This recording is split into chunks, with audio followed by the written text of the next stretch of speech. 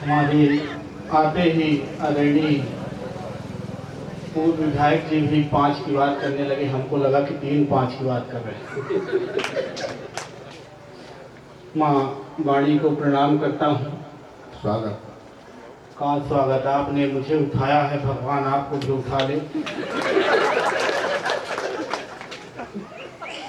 विराट कोहली कह के उठाया है, जबकि मैं पांड्या से नीचे आता हूँ।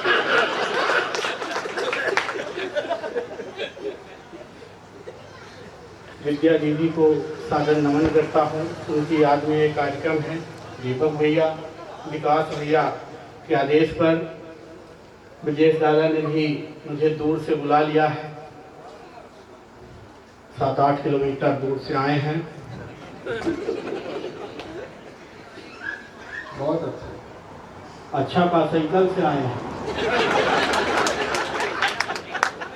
बताया कि पेमेंट बहुत कम है, साइकिल से आना। हमने कहा सबको बता दीजिए, तो पैदल ही चल गए थे। कोई दिक्कत नहीं।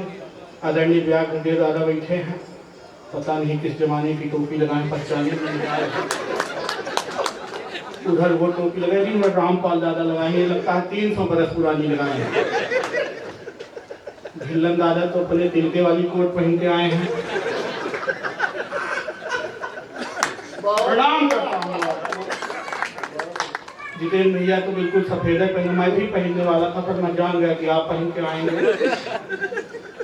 आदरणीय पूर्व विधायक जी मऊ आते ही कहा कि मैं इन भूतियों को सुनना चाहता हूँ, तो वो भूत मैं ही हूँ।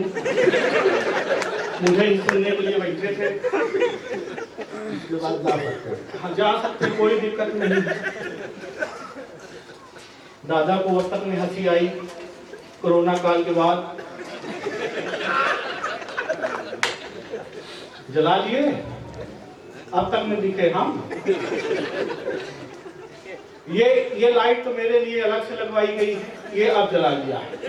ये दोनों पहले लगी थी। मैं बहुत टैलेंटेड आदमी हूँ। आदरणीय मेरे अंदर टैलेंट कूट कूट के भरा है। ये अलग बात है कि इतना कूट दिया गया है कि इस तरह हो गया। 4 पंक्तियां मैं भी निवेदन करूंगा। स्वागत स्वागत। स्वागत करें ना करें, सब करूंगा। ये मेरा मन है। नहीं तो संभाल लीजिएगा। हालांकि नहीं भी संभालेंगे तो भी जाने दीजिएगा जहां पर जाए। मैं बहुत खूबसूरत आदमी हूँ। दिखाई दे रहा है। हंसने की बात नहीं है, ये बात मैं सिर्फ खुदा मानता हूँ। मुझे पता नहीं क्या कह के उठाया है। भगवान आपको मोक्ष दे। हालांकि ऐसी बात नहीं है, बिना कोई मेहनत किए बाज नहीं होता। ये अलग बात है कि हमारे जैसे कलर वाले व्यक्तियों को बहुत दिन तक काज नहीं होता। लेकिन मैं एक बात खुलेआम बता रहा हूँ, मेरे कलर वाला व्यक्ति कभी दगाबाज नहीं होता।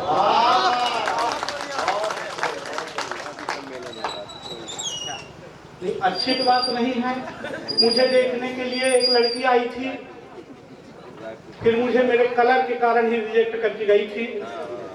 बोली कि शादी के लिए भले तुम सेलेक्ट हो जाओ, माता पिता की नजरों में परफेक्ट हो जाओ, पर मेरा दिल कभी तुम्हें स्वीकार न करेगा, इसलिए तुम सेल्फ ही रिजेक्ट हो जाओ।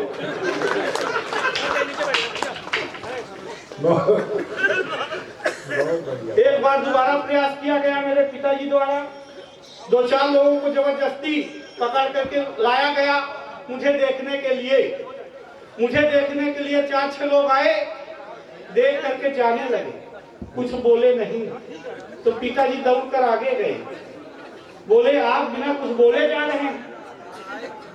उन्होंने कहा देखिए मैंने लड़का देख लिया है, अब आप इसे ब्यूटी पार्लर वाले को दिखाइए। 1 साल तक ब्यूटी पार्लर वाला देखेगा, उसके बाद ही हम देखेंगे।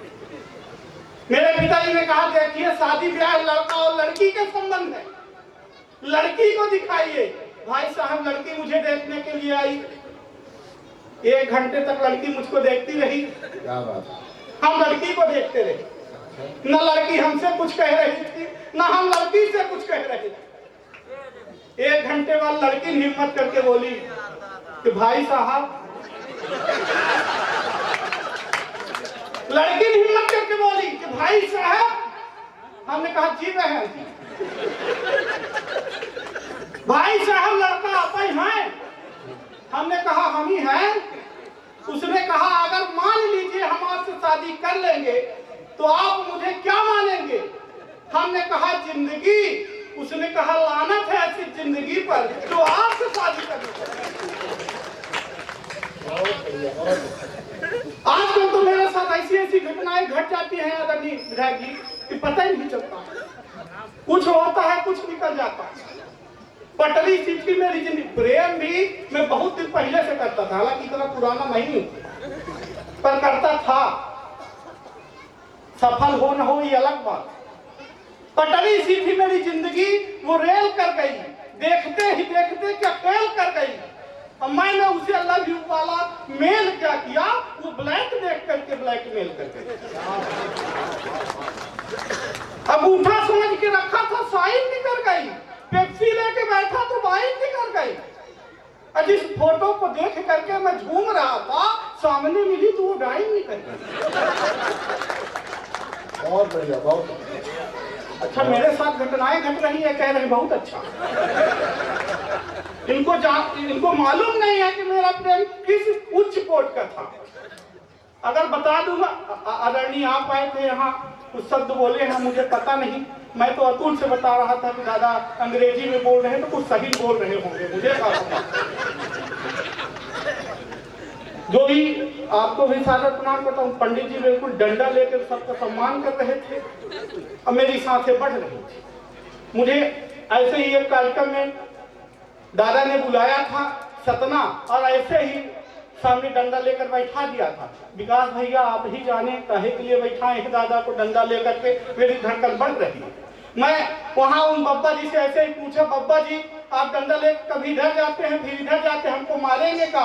उन्होंने कहा नहीं बेटा, तू तो पढ़, तू मेरा आतिथ्य है, मैं तो उसे ढूंढ रहा हूँ जिसने तुझको बुलाया। तो मेरी कोई गलती नहीं है, ये दादा से निपटिए, विकास भैया से मेरी कोई गलती नहीं। तो मैं जो बता रहा था कि मेरा प्रेम जो है वो उच्च दर्जे का है। वाह, बात नहीं, सुन लीजिए, सुन लीजिए कितने लेवल का। जहां मैं प्रेम करता था वहां लोग गुजरते थे, एक बार सांसें रुक जाती थी। दादा हमको लगा मोक्ष को प्राप्त हो गए, आपका अंतिम नंबर आएगा। मैं पहला व्यक्ति हूँ, आप ही को सुनाऊंगा, बाकी लोग यही के हैं, सब तो सुने हुए, कोई दिक्कत नहीं। वो प्रेम कैसा था आप सुन लीजिए कि चाल तो कमाल की थी, करती बेहाल हमें। चाल तो कमाल की थी, करती बेहाल हमें। प्रेम के पवित्रता में पर्दे मढ़ जाती थी। अब मिलने के लिए कभी आई नहीं पार्क पर, नित नए हमसे बहाने कर जाती थी। और चलती थी फर्श पर लट लहराए हुए, देखे जो हमें तो गोरी सीढ़ी चढ़ जाती थी। सुंदर से नैन वाली यौवन से लबरेज, एक मुस्कान पे तो बीपी बढ़ जाती। ये बुजुर्गों के लिए था।